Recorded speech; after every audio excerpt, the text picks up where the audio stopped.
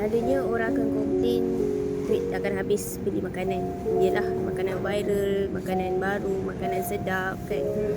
So, bulan puasa ni sebulan kita berpuasa. Apa kata daripada korang pergi bazar kan, korang datang masjid. Sebab apa? Dekat masjid mesti akan buat juadah berbuka. Macam kat tempat Puteri, dekat masjid ni kita akan makan dekat dalam talam tau. So nanti bayangkan bila kita makan dalam talam, dekat talam tu mungkin ada 6 ke 7 nasi. Confirm for sure setiap hari kita akan jumpa dengan orang yang berbeza-beza tau. Kat situ dah jimat dah. Dari segi duit tak payah nak keluarkan kos untuk makanan. Yang keduanya, sudah tentu makanan tu sihat, portion okey-okey, ngam-ngam. Yang keempat, kita akan jumpa dengan orang ramai yang kita tak pernah tahu. Yang kelima, kita meriahkanlah masjid kita. 11 bulan mungkin kita busy kerja.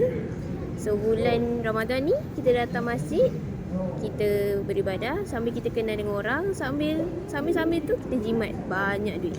Okay? So kalau korang buat benda yang sama, bolehlah komen dekat bawah.